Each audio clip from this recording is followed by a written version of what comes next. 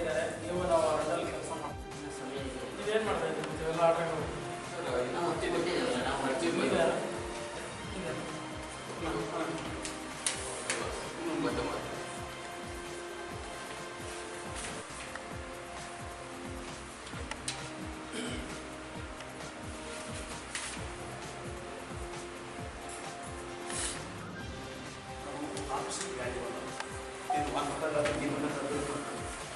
ఏం మాట్లాడినా ప్రయోజనం లేదు చెప్పేది ಅವಾಗಲೂ ಕೂಡ ನಾನು ಕೂಡ ಬೇರೆ ಕಡೆ ಇದಕ್ಕೋಸ್ಕರ ಆಮೇಲೆ ಬಂದ್ಬಿಟ್ಟು ನಮ್ಮ ಮನೆ ಬಂದು ಅವತ್ತೇ ಕೊಡಿಸಿದ್ವಿ. ಸಾಯಂಕಾಲ 8 ಗಂಟೆ ಆದರೂ ಕೊಡಿಸೋಗಿದ್ವಿ.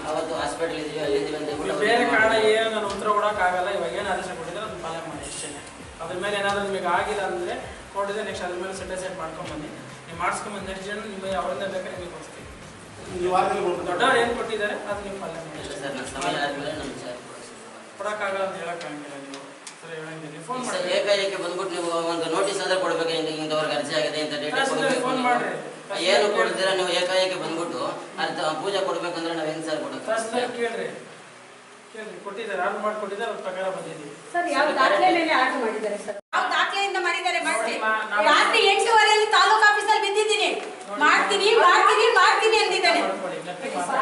ಆಚೆ ಹೋಗೋಣ ಬನ್ನಿ ಸರ್. ದೇವಸ್ಥಾನ ಕೇಳಿಸ್ಬಾರ್ದು. ನಾನು ರಾತ್ರಿ 8:30 ಮಾತಾಡ್ಬೇಕು. ನಮಗೂ ಮಾತಾಡೋ ನ್ಯಾಯ ಪ್ರಕಾರ ಎರಡು ಗ್ರೂಪ್ ಇರೋದು. ನರ್ಸಪ್ಪ ನೋಟಿಸ್ పంపించేటాడు. ఎవరు ముఖాంతరం ఎవరు రావాలని పంపించేటక్కడ అది చదవాల. ఇంతమందికి తెలుసుకోవాలా. నువ్వు కూర్చుంటే నాకు ಗೊತ್ತಿಲ್ಲ ಸರ್. ಓದಿ ಸರ್, ನನಗೆ ಅರ್ಥ ಆಗಿಲ್ಲ. ಓದಿ ಫಸ್ಟ್ ಅದನ್ನ ಏನು ಅಂತ ಓದಿ. ಬರ್ಬೇಕು ನ್ಯಾಯ ಹೋಗೋಣ. ಯಾರು ಹೋಗ್ಬೇಕು? ಎರಡೇ ಗ್ರೂಪ್ ಇರೋದು. ನರಸಪ್ಪ, ರಂಗಪ್ಪ.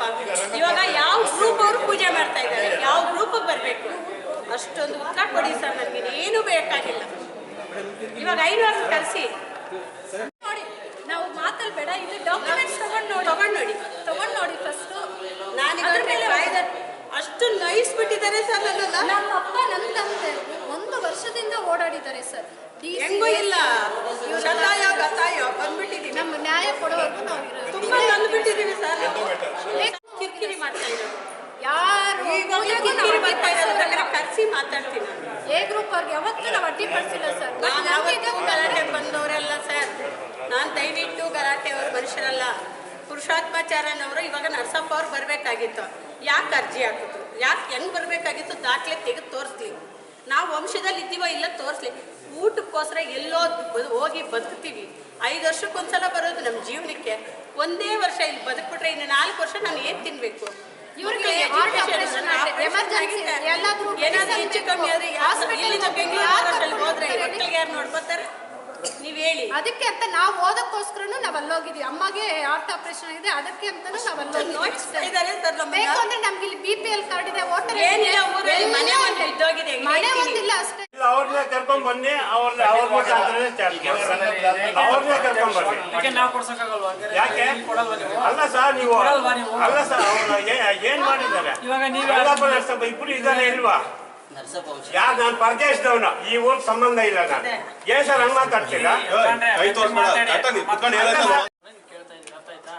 ಅದನ್ನ ನಾನು ವಾಪಸ್ ಕಳಿಸ್ಕೊಡಿ. 1 ನಿಮಿಷ ನಾನು ಹೇಳಿ ಸರ್.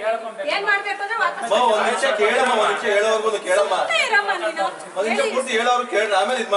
ಕೊಡಕ್ಕಾಗಲ್ಲ. 1 ನಿಮಿಷ ಅಮ್ಮ. ನಾನು ರಂಗಪ್ಪದಾದ್ಮೇಲೆ ನರಸಪ್ಪ ಮಾತಾಡ್ಬೇಡಿ. ಅಲ್ಲಿ ಹೆಣ್ಮಕ್ಳು ಕೂತಿಲ್ವಾ? ಅಲ್ಲಿ ನೋಡಿ ಕೂತಿದ್ರ ಮೇಲೆ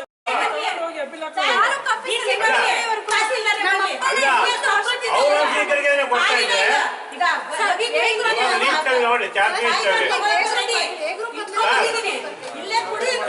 ನೋಡಿ 20 ವರ್ಷದಿಂದ ಅವರೇ ಮಾಡ್ತಾ ಇದ್ದಾರೆ. ಈ ರೀತಿ ಬಿಹೇವಿಯರ್ ಆಗಿ ಮಾತಾಡ್ಬೋದು.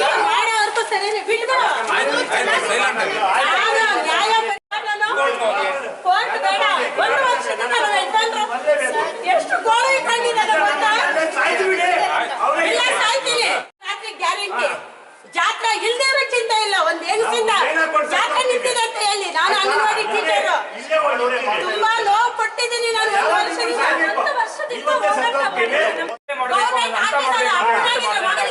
ಗೌರ್ಮೆಂಟ್ ಆಗ್ತಿರೋ ಇಲ್ವೋ? 1 ವರ್ಷ ಅಲ್ಲ, ಒಬ್ಬ ಅವ್ರ ತಾತ ಬರೋದು 4 ವರ್ಷಕ್ಕೆ ಒಂದ್ಸಲ. ಮಾತಾಡಿ ಒಬ್ಬೊಬ್ಬರೇ 4-24 ಆಯ್ತಾ? ಈ ಆದೇಶದಿಂದ ಹೌದಲ್ವಾ? ಅದು ರಾಂಗ್ ಸರ್ ರಾಂಗ ರೈಟ್ ನಮಗ್ ಕೊಟ್ಟಿಲ್ಲ. ಬಾಧೆ ಆಗಿದೆ ತಾನೇ? ಹೌದು ಸರ್, ಬಾಧೆ ಆಗಿದೆ. ಇದೇ ಆದೇಶ ತಗೊಂಡು ನೀವು ಬೇಕಾದ್ರೆ ಅಪೀಲ್ ಹೋಗೋಕೆ ಅವಕಾಶ ಇದೆ. ಇದೇ ತಪ್ಪುಗಳನ್ನು ನೀವು ಪಾಯಿಂಟ್ ಔಟ್ ಮಾಡ್ಕೊಂಡು ನೀವು ಅಲ್ಲಿವರೆಗೂ ಚಾರ್ಜ್ ಕೊಡ್ಬೇಡಿ. ಅಮ್ಮ ಅಷ್ಟೇ. ನೀವು 1 ನಿಮಿಷ ನಮ್ಮ ನೀವು ಹೇಳಿ ಅಷ್ಟೇ ಸರ್, ಹೇಳಿ. ಬಂದಿದೆಯಲ್ವಾ ಈ ಆದೇಶ ತಗೊಂಡು ಇಲ್ಲ ಅಂತ ಅವತ್ ನೀವ್ ಯಾಕೆ ತಡೆ ಹಿಡಿದ್ರಿ? ಅಲ್ಲಮ್ಮ ಏನ್ ಮಾಡ್ತಾ ಇದ್ರಿ ಅಲ್ಲಿವರೆಗೂ ನೀವು?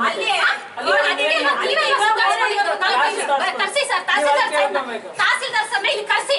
ಯಾರು ಇಲ್ಲಿ ಇಲ್ಲಿ ಕರ್ಸಿ. 8:30ವರೆಗೂ ನಿಂತಿರೋದಲ್ಲ. ಆಫೀಸಲ್ಲಿ ಇದ್ದೀನಿ. ನೀವೇ ಇದಕ್ಕೆ ನಾವು ಕೇಳೋದಕ್ಕಾಗೋದಿಲ್ಲ. ಯಾಕಂದ್ರೆ ಒಂದು ಅಂಶ ಮಾತಾಡಕ್ಕಾಗೋದಿಲ್ಲ. ಸರಿ ಸರ್, ಮಾತಾಡ್ಬೇಡಿ ನೀವು. ಈ ತರ ಅನ್ಯಾಯ ಮಾಡಿ ಪುರುಷೋತ್ತಮಾಚಾರ್ಯನನ್ನು ಅಂತ ಮಾಡಬೇಕು ಅಂತ ಇವತ್ತು ಇಲ್ಲಿ ಮುಕ್ತಾಯ ಮಾಡಬೇಕು.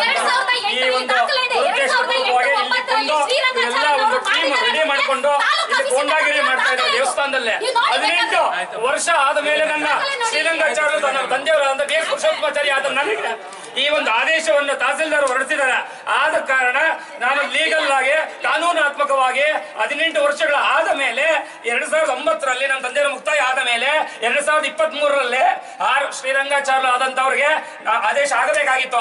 ಆದರೆ ಇಲ್ಲಿ ಕೆಲವರೊಂದು ಆದೇಶವನ್ನು ನನಗೆ ಮಾಡಬಾರದು ಅಂತ ಹೇಳಿ ತೊಂದರೆಯನ್ನು ಮಾಡಿ 2023ರಲ್ಲೇ ನನಗೆ ಆದೇಶ ಮಾಡಿಸದೆ ಬೇರೆಯವರಿಗೆ ನನ್ನ ತಂದೆಯವರ ಎರಡನೆಯ ತಮ್ಮನಾದಂತಹ BR ಸುಜಾತಮ್ಮ ಕೋಮ್ಲೇಟ್ ರಾಜಗೋಪಾಲಾಚಾರ್ ಸುಜಾತಮ್ಮನವರಿಗೆ ಮೊದಲನೇ ತಂದೆಯವರು ಆದಂತಹ ನಮ್ಮ ತಂದೆಯವರ 5 ಅಣ್ಣ ತಮ್ಮ 5 ಜನ ಅದರಲ್ಲಿ ನನಗೆ ತಪ್ಪಿಸಿ 2023ರಲ್ಲಿ ತಪ್ಪಿಸಿ ಎರಡನೇ ಸುಜಾತಮ್ಮ ಆದವರಿಗೆ ನನ್ನ ತಂದೆಯವರ ತಮ್ಮನ ಹೆಂಡತಿಯವರಿಗೆ ಆದೇಶವನ್ನು ಮಾಡಿದ್ದಾರೆ. ನನಗೆ 2023ರಲ್ಲಿ 18 ವರ್ಷ ಆದ್ಮೇಲೆ ಬರಬೇಕಾಗಿದ್ದು ಈಗ ನನಗೆ 18 ವರ್ಷ ಆದ ಮೇಲೆ ಕಾನೂನಾತ್ಮಕವಾಗಿ ಆ ಒಂದು ತಾಲೂಕು ಕಚೇರಿ ಆದೇಶದಂತೆ ನನಗೆ ಏನು ಕಾನೂನಾತ್ಮಕ ಮಾಡಬೇಕಾಗಿರುತ್ತೋ ಅದು ಆದೇಶವಾಗಿ ನನಗೆ ಮಾಡಿದ್ದಾರೆ 18 ವರ್ಷ ಆದ್ಮೇಲೆ. ತದನಂತರ ಮತ್ತೆ ಈಗ ನನಗೆ 26, 27ರಲ್ಲಿ ಈ ಆದೇಶದ ಪ್ರಸ್ತುತ ನನಗೆ ಹಾಲಿ ಕೊಡಿಸುವುದನ್ನು ಈ ಒಂದು ವರ್ಷ ಮಾಡಿದ್ದಲ್ಲೇ ಬರುವಂತ ವರ್ಷ 2027ರವರೆಗೂ ನಾನು ಮಾಡಿದ್ದೆ. ಅದರಲ್ಲಿ ಮತ್ತೆ ನನಗೆ ತದನಂತರ 18 ವರ್ಷಗಳಾದ ಮೇಲೆ 2038ರಿಗೆ 18 ವರ್ಷ ಆದ್ಮೇಲೆ ನನಗೆ ಬರುತ್ತೆ.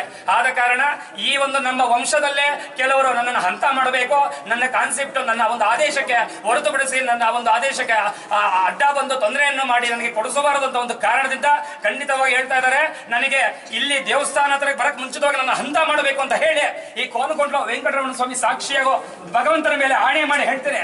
ನಾನು ಮಧ್ಯಾಹ್ನ 2:15 ಈ ಒಂದು ಸಿದ್ದಲಕವಿ ಅಂತ ಮೆಟ್ಲು ಹತ್ತು ಅಂತ ಒಂದು ಸ್ಥಾನದಲ್ಲಿ ಮರದ ಕೆಳಗೆ ಇದ್ರೆ ಇಲ್ಲೇ ಒಬ್ರು ಯಾರೋ ಬಂದು ಒಂದು ಪುಡಿ ರೌಡಿಗಳು ನನ್ನನ್ನು ಬಂದು ಏನೋ ನೀನು ಗಲಾಟೆ ಮಾಡ್ತಾ ಇದೀಯಾ ಪೂಜಾ ವಿಚಾರದಲ್ಲಿ ಅಂತ ನನಗೆ ಈಗಲೂ ಒಂದು 3 hours ಹಿಂದೆ ನನ್ನನ್ನು ಬಂದು ನನಗೆ ಕ್ರಾಸ್ ಕ್ವಶನ್ಸ್ ಎಲ್ಲ ಮಾಡಿದ್ದಾರೆ. ಆದ ಕಾರಣ ಅವರ ಹೆಸರು ನನಗೆ ಗೊತ್ತಿಲ್ಲ. ಆದ ಕಾರಣ ತದನಂತರ ಅವಕಾಶಗಳು ಬಂದಲ್ಲಿ ನಾನು ತಿಳ್ಕೊಂಡು ವಿಚಾರವನ್ನು ತಿಳಿಸ್ತೇನೆ. ನಮ್ಮ ವಂಶಸ್ಥರು ನನಗೆ ತೊಂದರೆ ಮಾಡಬೇಕು ಅಂತ ಇದೇ ನಮ್ಮ ವಂಶಸ್ಥರು ಎಲ್ಲರೂ ಸಹ ಟೀಮ್ ಮಾಡಿಕೊಂಡು ತದನಂತರ ಬೇರೆಯವರನ್ನೆಲ್ಲ ಎತ್ತಿಕಟ್ಟಿ ನನಗೆ ತೊಂದರೆಯನ್ನು ಮಾಡಬೇಕಂತ ಇದ್ದಾರೆ. 18 ವರ್ಷ ಆದ ಮೇಲೆ 2009ರಲ್ಲಿ ಮುಕ್ತಾಯ ಆಗಿತ್ತು ನಮ್ಮ ತಂದೆಯವರ ಸಭೆ. ಈ 2023ರಲ್ಲಿ ಬರಬೇಕಾಗಿತ್ತು, ತಪ್ಪಿಸಿದ್ರು. ಮತ್ತೆ ನಾನು ಜಾಸ್ತಿ ರಿಕ್ವೆಸ್ಟ್ ಮಾಡ್ಕೊಂಡಿದ್ದೇನೆ ತಹಸೀಲ್ದಾರನ್ನು ಮಾನ್ಯ ಪ್ರಭು ಸರ್ ಮಾನ್ಯ ಜಿಲ್ಲಾಧಿಕಾರಿಗಳನ್ನು ಕೇಳಿಕೊಂಡಲ್ಲಿ ಖಂಡಿತವಾಗಿಯೂ ಅದೇ ರೀತಿಯಂತೆ ತಹಸೀಲ್ದಾರರಿಗೆ ಹಾಕಿದೀವಿ ಅಂತ ಹೇಳಿದಾಗ ಕಾನೂನಾತ್ಮಕವಾಗಿ ತಹಸೀಲ್ದಾರರು ಇದೇ 2023ರಲ್ಲಿ ತಪ್ಪಿಸಿರುವಂತಹ ಸರದಿ ನನಗೆ ಈಗ ಒಂದು ಬಿ ಗ್ರೂಪಿನಲ್ಲಿ ವರಲಕ್ಷ್ಮಿ ಅನ್ನೋರಿಗೆ ಒಂದು ಸರದಿಯನ್ನು ಬಂದಿತ್ತು. ಅವ್ರದ್ದು ಆದ ಮೇಲೆ ಎ ಗ್ರೂಪ್ಗೆ ನನಗೆ ಬರಬೇಕಾಗಿತ್ತು ಹೋದ ವರ್ಷನೇ. ಆದ್ರೆ ಇಬ್ಬರು ಅರ್ಜಿಗಳನ್ನು ಹಾಕಿದ್ದಾಗ ಗೋವರ್ಧನಾಚಾರ್ಯ BS ಪುರುಷೋತ್ತಮಾಚಾರ್ಯ ಅಂತ ಅರ್ಜಿಗಳನ್ನು ಎರಡನ್ನೂ ತಡೆ ಹಿಡಿದು ಯಾರಿಗೂ ಡಿಕ್ಲೇರ್ ಮಾಡದೆ ಇದುವರೆಗೂ 1 ವರ್ಷದ ಒಂದು ಅನಂತ ಶಯನಾಚಾರ್ಯ ಅಂತ ಹೋದ ವರ್ಷದಲ್ಲಿ 2025ರಲ್ಲಿ ಅವರನ್ನು ಜಾತ್ರೆಗೆ ಮುಂಚಿತವಾಗಿ ಅವರನ್ನು ನೇಮಕ ಮಾಡಿ ಅಡಿಷನಲ್ ಆಗಿ 8 ದಿನಗಳ ಅಥವಾ 14 ದಿನಗಳ ಜಾತ್ರಾ ಮಹೋತ್ಸವ ನೆರವೇರಿಸಬೇಕು ಅಂತ ಹೇಳಿ ಅವರನ್ನು ಅಡಿಷನಲ್ ಆಗಿ ಇಟ್ಟಿದ್ದಾರೆ. ಆದ ಕಾರಣ 1 ವರ್ಷದವರೆಗೂ ಮತ್ತೆ ಅದು ಡಿಕ್ಲೇರ್ ಆಗಲಿಲ್ಲ. ನಾವು ಫಾಲೋ ಅಪ್ ಮಾಡ್ತಾನೆ ಇದ್ವಿ. ಮಾನ್ಯ ತಹಸೀಲ್ದಾರ್ ಅವ್ರಿಗೂ DC ಆಫೀಸ್ಗೆ ಹೋದಾಗ ಆಗದೆ ಇಂಥ ಪಕ್ಷದಲ್ಲೇ ಕೊನೆಗೂ ಆಗದಂತ ಪಕ್ಷದಲ್ಲಿ ಜಾಸ್ತಿ ನಾವು ವಂಶವೃಕ್ಷವನ್ನು ತೋರಿಸಿ 15 ವರ್ಷಗಳ ಹಿಂಭಾಗದಲ್ಲಿ ಅರ್ಚಕರ ದೃಢೀಕರಣ ಪತ್ರವನ್ನು ಯಾವ ವರ್ಷದಲ್ಲಿ ಯಾರು ಮಾಡಿರುತ್ತಾರೋ ಅವೆಲ್ಲವನ್ನು ಪರಿಶೀಲನೆ ಮಾಡಿ ತದನಂತರ ನನಗೆ 2026ರಲ್ಲಿ ನನಗೆ ಆದೇಶವನ್ನು ಮಾಡಿರ್ತಾರೆ ಮಾನ್ಯ ತಹಸೀಲ್ದಾರ್ ಅವರು. ಆದ ಕಾರಣ ನನಗೆ ಆದೇಶದಂತೆ ದಯವಿಟ್ಟು ನನಗೆ ಈ ಕ್ಷಣಕ್ಕೆ ನನಗೆ ಈ ಒಂದು ಅರ್ಚನಾ ವೃತ್ತಿಯನ್ನು ಕೊಡಿಸಬೇಕಾಗಿ ತಮ್ಮಲ್ಲಿ ಮನವಿ ಮಾಡಿಕೊಳ್ಳುತ್ತೇನೆ. ಅದಕ್ಕೆ ನೀವು ಕೋರ್ಟ್ ಹೋಗಿ ಅಂತ ಇದ್ದೀರಲ್ಲ, ಕೋರ್ಟಲ್ಲೇ ಕೊಟ್ಟಿದ್ದಾರಲ್ಲ ಸರ್, ಕೋರ್ಟಲ್ಲೇ ಕೊಟ್ಟಿದ್ದಾರೆ. ನೋಡಿ ರಾಜಕಾರಣ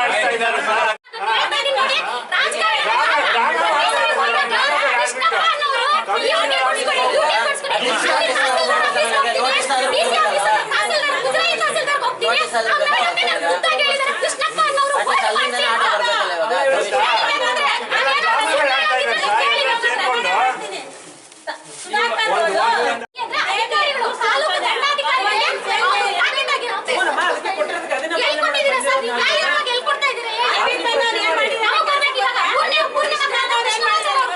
ಅಯ್ಯರ್ ಕೋರ್ಟಲ್ಲಿ ಪ್ರಶ್ನೆ ಮಾಡಿ.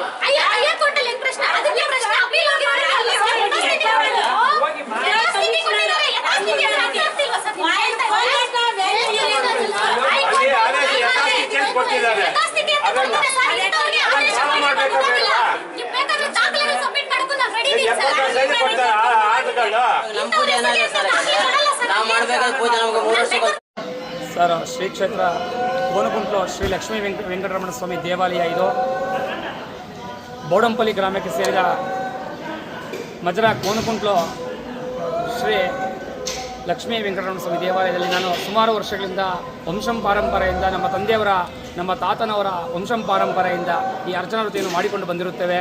ಆದರೆ ಈಗಿನ ಪ್ರಸ್ತುತ 2026-27ನೇ ಸಾಲಿಗೆ ಮಾನ್ಯ ತಹಸೀಲ್ದಾರ್ ಅವರು ಆದೇಶವನ್ನು ನೀಡಿರುತ್ತಾರೆ.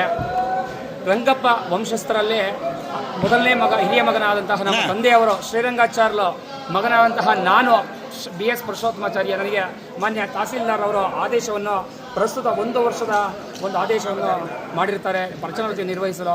ಅರ್ಚನಾ ವೃತ್ತಿಯನ್ನು ನಿರ್ವಹಿಸಲು ಆದೇಶ ನೀಡಿದ್ದರೂ ಸಹ ನನಗೆ ಆದೇಶವನ್ನು ಕೊಡದೆ ಅನಂತ ಶಯನಾಚಾರ್ಯ ಆದೇಶವನ್ನು ನನಗೆ ನಾನು ತಹಸೀಲ್ದಾರನ್ನೇ ಮಾನ್ಯ ತಹಸೀಲ್ದಾರನ್ನೇ ಮಾತಾಡ್ತೀನಿ ಅಂತ ಹೇಳಿ ಅದನ್ನು ಹೊರತುಪಡಿಸಿ ನನ್ನ ಒಂದು ಆದೇಶಕ್ಕೆ ಅದಕ್ಕೆ ಅಡ್ಡಿ ಮಾಡೋದಂಗೆ ಆತಂಕ ಮಾಡಿ ಮಾನ್ಯ ತಹಸೀಲ್ದಾರ್ ಆದೇಶಕ್ಕೆ ಈಗ ನನಗೆ ಯಾವುದೇ ರೀತಿಯಾದಂಥ ಇಲ್ಲಿ ಮಾನ್ಯ ತಹಸೀಲ್ದಾರ್ ಆದೇಶದಿಂದ ನನಗೆ ಅರ್ಚನಾ ವೃತ್ತಿಯನ್ನು ನನಗೆ ಕೊಟ್ಟಿರುವುದಿಲ್ಲ. ಚಾರ್ಜನ್ನು ಸಹ ನನಗೆ ಕೊಡಿಸಿರುವುದಿಲ್ಲ. ಆದ ಕಾರಣ ನನ್ನ ಒಂದಿಷ್ಟು ಮಾತುಗಳು ನಾನು ಹೇಳ್ತಾ ಇದ್ದೀನಿ. ನಾನು ಕಾನೂನಿಗೆ ನಾನು ತಲೆ ಬಾಗಿಸ್ತೇನೆ. ಖಂಡಿತವಾಗಿಯೂ ಇದನ್ನು ಮುಂದಿನ ದಿನಗಳಲ್ಲೇ ಏನಾಗುತ್ತದೋ ಮಾನ್ಯ ಬಂದಿರತಕ್ಕಂತಹ ರೆವಿನ್ಯೂ ಇನ್ಸ್ಪೆಕ್ಟರ್ RI ಅವರು ಹೇಳಿದ್ದಾರೆ, ಕೊಡಿಸ್ತೀವಿ ಅಂತ ಹೇಳಿ ಹೋಗಿದ್ದಾರೆ. ಮಾನ್ಯ ಇನ್ನು ಮುಂದಿನ ದಿನಗಳಲ್ಲಿ ನೋಡಬೇಕಾಗುತ್ತೆ. ಜೈ ಶ್ರೀಮನ್ನಾರಾಯಣ. ಪ್ರಸ್ತುತ ಈಗ ಹಾಲಿ ಮಾನ್ಯ ತಹಸೀಲ್ದಾರ್ ಅವರು ಆದೇಶ ಮಾಡಿದಂತೆ ಪ್ರಸ್ತುತ 2026-27ನೇ ಸಾಲಿಗೆ ಈಗ ಹಾಲಿ ನನಗೆ ಕೊಡಿಸಿದ್ದೇ ಆಗಲಿ ನಾಳೆ ನಾನು ಈ 1 ವರ್ಷ ಆದ ಮೇಲೆ ನನಗೆ ಮತ್ತೆ ಪುನಃ 18 ವರ್ಷಗಳ ಕಾಲ ನನ್ನ 18 ವರ್ಷಗಳ ಆದ ಮೇಲೆ ನನಗೆ ಈ ಮತ್ತೆ ಅರ್ಚನಾ ವೃತ್ತಿ ಬರುತ್ತೆ. 2038 ಅಥವಾ 39ಗೆ ಬರುವಂಥ ಅವಕಾಶಗಳು ಇರಬಹುದು. 18 ವರ್ಷಗಳಾಗುತ್ತೆ ಸರ್. ಇದು ಎಷ್ಟು ಕುಟುಂಬಗಳಿದೆ? 2 ವಂಶಸ್ಥರಲ್ಲಿದೆ. 2 ವಂಶಸ್ಥರು, ರಂಗಪ್ಪ ವಂಶಸ್ಥರು, ನರಸಪ್ಪ ವಂಶಸ್ಥರು. ನಾನು ರಂಗಪ್ಪ ವಂಶಸ್ಥರಲ್ಲಿ ಆರ್ ಶ್ರೀರಂಗಾಚಾರ್ಯ ಅಂತಹ ಅವರ ದೊಡ್ಡ ಹಿರಿಯ ಮಗ ನಾನು BS ಪುರುಷೋತ್ತಮಾಚಾರ್ಯ ಅಂತ. ಈ ಒಂದು ದೇವಸ್ಥಾನದಲ್ಲಿ ನಾನು ನನ್ನ ತಂದೆಯ ಒಂದು ಕಾಲದಿಂದಲೂ ನಾನು ಅರ್ಚನಾ ವೃತ್ತಿಯನ್ನೇ ಮಾಡುತ್ತಾ ಇದ್ದೀನಿ. ನನ್ನ ಒಂದು ಬೇರೆ ಪ್ರೊಫೆಷನಲ್ ಏನೂ ಇರುವುದಿಲ್ಲ. ನಾನು ಪೌರೋಹಿತ್ಯ ಹಾಗೂ ಈ ಒಂದು ದೇವಸ್ಥಾನದಲ್ಲಿ ಸರದಿ ಬಂದಾಗ ಮಾತ್ರ ನನ್ನ ಅರ್ಚನಾ ವೃತ್ತಿಯನ್ನು ನಾನು ನೆರವೇರಿಸುತ್ತೇನೆ. ಶ್ರೀ ಕ್ಷೇತ್ರ ಕೋನಗುಂಟ್ಲು ದೇವಸ್ಥಾನದ ಅರ್ಚಕರು. ಇಲ್ಲಿ 2 ಕುಟುಂಬಗಳಿದ್ದಾವೆ. ರಂಗಪ್ಪ ಕುಟುಂಬ 1, ನರಸಪ್ಪ ಕುಟುಂಬ 1. 2012ರಲ್ಲಿ ಹೈಕೋರ್ಟಿಂದ AC ಹತ್ರ ಆದೇಶವಾಗಿದೆ. 1 ವರ್ಷ ರಂಗಪ್ಪ ಕುಟುಂಬದವರು, 1 ವರ್ಷ ನರಸಪ್ಪ ಕುಟುಂಬದವರು ಅಂತ. ಈ ರೀತಿ ಮಾಡ್ಕೊಂಬರ್ಬೇಕಾದ್ರೆ 2023ರಲ್ಲಿ DC ಒಂದು ಆದೇಶದಿಂದ ಒಂದು ಸ್ವಲ್ಪ ವೈಷಮ್ಯ ಆಯಿತು. ಅದಾದ ನಂತರ ಲಾಸ್ಟ್ ಇಯರ್ 2024-25ರಲ್ಲಿ 4 ಜನ ಅರ್ಚಕರು ಅರ್ಜಿಯನ್ನು ಸಲ್ಲಿಸಿದ್ವಿ. ಅವರು ಯಾರಿಗೂ ಆರ್ಡರನ್ನು ಮಾಡದೆ, ಆದೇಶವನ್ನು ಮಾಡದೆ ನಮಗೆ ಈ ಜಾತ್ರೆಯನ್ನು ಮುಂದುವರಿಸಿ ನೀವು ಅಂತ ಆದೇಶವನ್ನು ಕೊಟ್ಟರು. ಈಗ ಮತ್ತೆ ಅದಾದ ನಂತರ ಕಮಿಷನರ್ ಆಫೀಸಿಂದ ಸ್ಟೇಟ್ ಆಫೀಸರ್ ವಿಜಯಕುಮಾರ್ ಅಂತ ಪಂಡಿತರು ಬಂದಿದ್ದರು. ಅವರೆಲ್ಲ ಪರಿಶೀಲನೆ ಮಾಡಿ ನಾವು ಇತ್ಯರ್ಥವಾಗೂ ನೀವೇ ಮುಂದುವರಿಸಬೇಕು ಅಂತ ಹೇಳಿದ್ರು. ಹೇಳಿ ಹೋದ ಸುಮಾರು 8 ತಿಂಗಳಾಯಿತು. ಈಗ ಜಾತ್ರಾ ಮಹೋತ್ಸವ ಬಂದಿದೆ. ಈ ಸಮಯದಲ್ಲಿ ಮತ್ತೆ ತಹಸೀಲ್ದಾರ್ ಆರ್ಡ್ರ್ ಮಾಡಿ ಮತ್ತು ರಂಗಪ್ಪ ವಂಶದವ್ರಿಗೆ ಆರ್ಡ್ರವನ್ನು ಮಾಡಿ 3 ವರ್ಷಕ್ಕೊಂದ್ಸರಿ ನಮ್ಗೆ ಬರಬೇಕಾಯ್ತು. ನಮಗೂ ಆರ್ಡ್ರ್ ಮಾಡಿಲ್ಲ, ಬೇರೆಯವ್ರಿಗೂ ಮಾಡಿಲ್ಲ. ಅವ್ರಿಗೆ ಮತ್ತೆ ಮಾಡಿ ಮತ್ತು ಈಗ ಆರ್ಡ್ರನ್ನು ತೊಗೊಂಬಂದಿದ್ರು ಇವತ್ತು. ಈ ಆರ್ಡ್ರಲ್ಲಿ ನಮಗೆ ಪೂಜೆ ಮುಗಿದಿದೆ. ಇಂಥವ್ರಿಗೆ ಆರ್ಡ್ರು ಆದೇಶಿಸಿದ ಅಂತ ಆರ್ಡ್ರ್ ಇಲ್ಲ. ಇಂಥವ್ರು ಮಾತ್ರ ಆದೇಶಿಸಿದ ಮಾತ್ರ ಇದೆ. ಅದಕ್ಕೆ ನಾವು ಅದನ್ನು ನೋಟಿಸ್ ಜಾರಿ ಮಾಡ್ಕೊಳ್ಳಿಲ್ಲ. ಆರ್ಡ್ರು ಸರಿಯಾಗಿದ್ದ ಪಕ್ಷದಲ್ಲಿ ನಾವು ನೋಟಿಸ್ ಜಾರಿ ಮಾಡ್ಕೊಳ್ತೀವಿ. ಈಗ ಮಾಡ್ಕೊಳಕ್ಕಾಗಲ್ಲ ಅಂತ ಹೇಳಿದ್ವಿ. ಇದು ಇವತ್ತು ನಡೆದಿದೆ. ಇವಾಗ ನಮಗೆ 3 ವರ್ಷಕ್ಕೊಂದ್ಸರಿ ಬರಬೇಕಿತ್ತು. ನಮಗೆ ಪೂಜೆ ಕೊಟ್ಟರು, ಆಯಿತು, ಸಂತೋಷನೇ. ಅದು ಆರ್ಡ್ರ್ ಲೆಕ್ಕದಲ್ಲಿ ತೊಗೊಂಡ್ರು. ಇಲ್ಲಾಂದರೆ ನಮಗೊಂದು ವರ್ಷ ಮುಕ್ತಾಯವಾಗಿ ಆಗುತ್ತೆ ಆ ಲೆಕ್ಕದಲ್ಲಿ ಕೊಟ್ಟರು. ನೆಕ್ಸ್ಟ್ ನರಸಪ್ಪ ವಂಶರಿಗೆ ಹೋಗಬೇಕಿತ್ತು ಈಗ. ಬಟ್ ನರಸಪ್ಪ ವಂಶರಿಗೆ ಕೊಡ್ದಿರ ಮತ್ತು ರಂಗಪ್ಪ ವಂಶರಿಗೆ ಕೊಟ್ಟಿದ್ದಾರೆ. ಅದು ಯಾವ ರೀತಿ ಆರ್ಡ್ರ್ ಮಾಡಿದೆ ಅಂತ ಗೊತ್ತಾಗ್ತಿಲ್ಲ. ಮತ್ತು ತಹಸೀಲ್ದಾರ್ ಮಾತ್ರ ಆರ್ಡ್ರ್ ಮಾಡಿ ಕೊಟ್ಟಿದ್ದಾರೆ. ಅದಕ್ಕೆ ಕಮಿಷನಿಂದ ಬರಬೇಕಿತ್ತು ನಮ್ಮ ಲೆಕ್ಕಾಚಾರ, ಮತ್ತು ಅಲ್ಲಿಂದ ಬರಲಿಲ್ಲ ಆರ್ಡ್ರು. ಯಾವ ರೀತಿ ಇದನ್ನು ನಾವು ಪರಿಗಣಿಸ್ಬೇಕು ಗೊತ್ತಾಗ್ತಿಲ್ಲ. ನೀವೇ ಇದನ್ನು ಆ ಕಮಿಷನರಿಗೆ ನಮ್ಗೆ ಆರ್ಡ್ರ್ ಶ್ರೀ ಕ್ಷೇತ್ರ ಕೋನಗುಂಟ್ಲು ನಾವು ನನ್ನ ತಂದೆ ಅರ್ಚಕರಾಗಿದ್ದಾರೆ. ನಮ್ಮದು ಎ ಗ್ರೂಪ್ ವಂಶ, ರಂಗಪ್ಪನವರ ವಂಶ ಆಗಿರುತ್ತೆ. ಈಗ ನಾವು ಯಾವುದೇ ಒಂದು ಆದೇಶ ತರಬೇಕು ಅಂತ ಎಲ್ಲೇ ಹೋದ್ರೂ ಈಗ ತಾಲೂಕು ಆಫೀಸಿಂದನೇ ನಮ್ಗೆ ಯಾವಾಗಲೂ ಆದೇಶ ಆಗಬೇಕಿತ್ತು. ಆದರೆ ಅವ್ರ ತಾಲೂಕು ಆಫೀಸರು DC ಆಫೀಸ್ಗೆ ಅಂತ ಹೇಳ್ತಾರೆ. DC ಆಫೀಸಲ್ಲಿ ಯಾವಾಗ ಕೇಳಿದ್ರೆ ಮತ್ತೆ ಅವ್ರು ನಮ್ಮ ಹತ್ರ ದಾಖಲೆಗಳಿಲ್ಲಮ್ಮ, ಯಾವತ್ತಿದ್ರೂ ತಹಸೀಲ್ದಾರ್ ಅಲ್ಲಿಂದನೇ ಬರಬೇಕಾಗಿರೋದು, ಎಲ್ಲ ಪರಿಶೀಲನೆ ಅಲ್ಲಿಂದನೇ ಮಾಡಿ ನಮ್ಗೆ ಈ ಥರ ಇಂಥವ್ರಿಗೆ ಹೋಗ್ಬೇಕು ಅಂತ ಆರ್ಡರ್ ಮಾಡಿದ್ರೆ ನಾವು ಅದನ್ನು ಇಂಪ್ಲಿಮೆಂಟ್ ಮಾಡ್ತೀವಿ ಅಂತ ಹೇಳ್ತಾರೆ. ಮತ್ತೆ ಇಲ್ಲಿ ಬಂದು ಕೇಳಿದ್ರೆ ಇಲ್ಲ ನಾವು ಕಮಿಷನರ್ ಆಫೀಸಿಗೆ ಕಳಿಸಿದ್ದೀವಿ ಅಂತ ಹೇಳ್ತಾರೆ. ಅಲ್ಲಿ ಕಮಿಷನರ್ ಆಫೀಸಲ್ಲಿ ಎಂಡೋನ್ಮೆಂಟ್ ಕಮಿಷನರ್ ಆಫೀಸಲ್ಲಿ ಹೋಗಿ ಕೇಳಿದ್ರೆ ಸರ್ ಇದು ಎ ಗ್ರೇಡ್ ದೇವಸ್ಥಾನ ಮಾತ್ರ ಇದು ಮಾಡೋದಂಥದ್ದು, ಸಿ ಗ್ರೇಡ್ ಏನಿದ್ರು DC ಅವರಿಗೆ ಬರುತ್ತೆ. DC ಅವ್ರ ಅಂಡರ್ ಬಂದಾಗ DC ಅವರೇ ಅದನ್ನು ಪರಿಶೀಲನೆ ಮಾಡಬೇಕು ಅಂತ ಹೇಳ್ತಾರೆ. ಆದರೆ DC ಹತ್ರ ಹೋದರೆ ಇಲ್ಲಿ ತಹಸೀಲ್ದಾರ್ಗೆ ಹೇಳ್ತಾರೆ, ತಹಸೀಲ್ದಾರ್ ಹತ್ರ ಹೋದರೆ ಅಸಿಸ್ಟೆಂಟ್ ಕಮಿಷನರ್ ಧಾರ್ಮಿಕ ದತ್ತಿ ಇಲಾಖೆಗೆ ಹೇಳ್ತಾರೆ, ಅಲ್ಲಿಂದ ಹೇಳಿದ್ರೆ ಮತ್ತೆ ಇವರು DC ಅವ್ರಿಗೆ ಅಂತ ಹೇಳ್ತಾರೆ. ಬರೀ ಇದೇ ಥರನೇ ಅವ್ರು ಮಾತ್ರನೇ ಇದು ಮಾಡಿಕೊಂಡು ನಮಗೆ ಯಾವಾಗಲೂ ಪೂಜೆ ವಿಚಾರದಲ್ಲಿ ತೊಂದರೆ ನೀಡ್ತಾ ಇದ್ದಾರೆ. ಈಗ ಎ ಗ್ರೂಪಲ್ಲಿ ಬರಬೇಕು ಅಂತಂದರೆ ನನ್ನ ತಂದೆಯವರು ಅದನ್ನು 3ನೇ ಅವ್ರಿಗೆ ಬರಬೇಕು. ಈಗ 2000 ಒಂದು ನಿಮಿಷ ಹೇಳ್ತೀನಿ ನಾನು. ಅವ್ರು ಆಲ್ರೆಡಿ 1996-97ನೇ ಇಸ್ವಿಯಲ್ಲಿ ಮೊದಲು ಮಾಡಿದ್ದಾರೆ. ಅದಾದಮೇಲೆ ಅವ್ರು ಬರಬೇಕಾಗಿತ್ತು 2026-27ರಲ್ಲಿ ಬರಬೇಕಾಗಿತ್ತು. ಆದರೆ ಅವ್ರು 2008-09ರಲ್ಲಿ ಮತ್ತೆ ಪುನಃ ಅವ್ರದ್ದೇ ಸ್ವಂತ ಪೂಜೆ ಮಾಡಿರೋದ್ರಿಂದ ಇದನ್ನು ಇತ್ಯರ್ಥ ಕರೆಕ್ಟಾಗಿ ತಹಸೀಲ್ದಾರ್ ಅವರು ನೀಟಾಗಿ ಪರಿಶೀಲನೆ ಮಾಡಿಸಿ ನಮ್ಮ ಹತ್ರ ಕರೆಕ್ಟ್ ಆಗಿರುವಂತಹ ತಹಸೀಲ್ದಾರ್ ಕೊಟ್ಟಿರುವಂತಹ ದಾಖಲೆಗಳೇ ಇವೆ. ಅವು ದಾಖಲೆಗಳ ಬೇಕಾದ್ರೆ ನಾನು ಸಬ್ಮಿಟ್ ಮಾಡ್ತೀನಿ. ಆ ದಾಖಲೆಗಳನ್ನ ಖುದ್ದಾಗಿ ಪರಿಶೀಲನೆ ಮಾಡಿ ನಮಗೆ ನ್ಯಾಯ ಒದಗಿಸ್ಕೊಡ್ಬೇಕಾಗಿ ವಿನಂತಿ. ಮತ್ತು ಇನ್ನೊಂದು ಏನಂತಂದರೆ ಈಗ ಆಲ್ರೆಡಿ ಈಗ ಸರದಿ ಪ್ರಕಾರ ಬಂತಂದ್ರೆ ಎ ವಂಶದವ್ರು ಮಾಡಿದ್ದಾರೆ. ಹಾಗೆ ಅವ್ರಿಗೆ ತಾತ್ಕಾಲಿಕ ಆರ್ಡರ್ ಕೊಟ್ಟಿರ್ಬೋದು, ಅವ್ರಿಗೆ 1 ವರ್ಷ ಸರದಿ ಮುಗಿದಿದೆ. ಈಗ ಅವರು ರಂಗಪ್ಪ ವಂಶದವರೇ ಆಗಿದ್ದಾರೆ, ಅಲ್ಲಿ ಪ್ರೆಸೆಂಟ್ ಮಾಡ್ತಿರೋಂಥವ್ರು. ಈಗ ಏನಿದ್ರು ಸೆಕೆಂಡ್ ವಂಶ ಯಾವುದು ನರಸಪ್ಪ ವಂಶದವ್ರು ಮಾತ್ರ ಮಾಡಬೇಕು, ಅವರೇ ಮಾಡಬೇಕಾಗಿರೋದು ಅಂತೇಳಿ ನಾನು ಆ ತಹಸೀಲ್ದಾರ್ ಅವ್ರಿಗೆ ಮನವಿ ಮಾಡ್ತೀನಿ. ಕಾಲದಿಂದಲೂ ನನ್ನ ತಂದೆ ಅವ್ರ ತಂದೆಯವ್ರ ಕಾಲದಿಂದಲೂ ಎ ಬಿ ನರಸಪ್ಪ ವಂಶದವ್ರು 1 ವರ್ಷ ಆದರೆ ರಂಗಪ್ಪ ವಂಶದವ್ರು 1 ವರ್ಷ ಮಾಡ್ಕೊಂಡು ಬರ್ತಾ ಇರೋದ್ರಿಂದ ಇದೇ ರೀತಿ ಕಂಟಿನ್ಯೂ ಆಗಲಿ ಅನ್ನೋದೇ ನನ್ನ ಆಶಯ ಆಗಿರುತ್ತೆ ಸರ್.